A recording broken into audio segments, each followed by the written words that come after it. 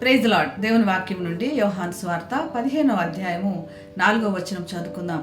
నా యందు నిలిచియుండుడి, మీ యందు నేనును నిలిచియుందును. తీగె ద్రాక్షవల్లిలో నిలిచి ఉంటేనే గాని తనంతట తానే ఎలాగూ ఫలింపదో, అలాగే నా యందు నిలిచి ఉంటేనే గాని మీరును ఫలింపరు.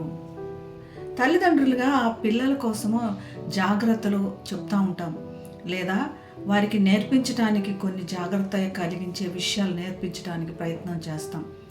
అటువంటివి ఈ రోజుకి సంరక్షణ మాత్రమే కాదు, వారి జీవితాంతం కూడా సంరక్షణగా ఉండాలని వారి గురించి తపన పడి వారికి నేర్పించాలని ఆశపడుతూ ఉంటాం. యేసు ప్రభు ఇంక కొంచెం సేపట్లో తను సిలువగా అప్పగించబడబోతున్నాడు. తన ఈ లోకపు యాత్ర ముగించబోతున్నాడు. తన శిష్యులు తను లేనప్పుడు ఎడబాటు, శ్రమ, మరి నిందలు, బాధలు అనుభవిస్తారు. వారికి లోతైన వేరు కలిగిన వారే మరి ఫలించేవారిగా ఉండాలంటే ఏమి చేయాలి అన్నది కూడా వారికి మరి ఒకసారి గుర్తు చేస్తున్నాడు. వారికి పదే పదే చెప్పాడు, కానీ మళ్ళీ ఒకసారి గుర్తు చేస్తున్నాడు. మీరు ద్రాక్ష చెట్టులాగా ఉన్నారు, కానీ మీరు ఫలింపని వారుగా ఉన్నారు. మీరు నా యందు నిలిచి ఉండండి, మీరు ఫలిస్తారు. మీరు ఎటువంటి పరిస్థితుల్లో కూడా కదల్చబడిన వారుగా, మరి ఎటువంటి విధంగా తొందర లేని వారుగా, భారం అంతా నా మీద వేసి మీరు ఫలించే వారిగా ఉంటారు. కొమ్మ చెట్టుకు కలిసి ఉన్నప్పుడే మరి కొమ్మ ఫలిస్తుంది. ఈ విషయమై యేసు ప్రభు గుర్తు చేస్తున్నాడు. మీరు నా యందు నిలిచి ఉండండి.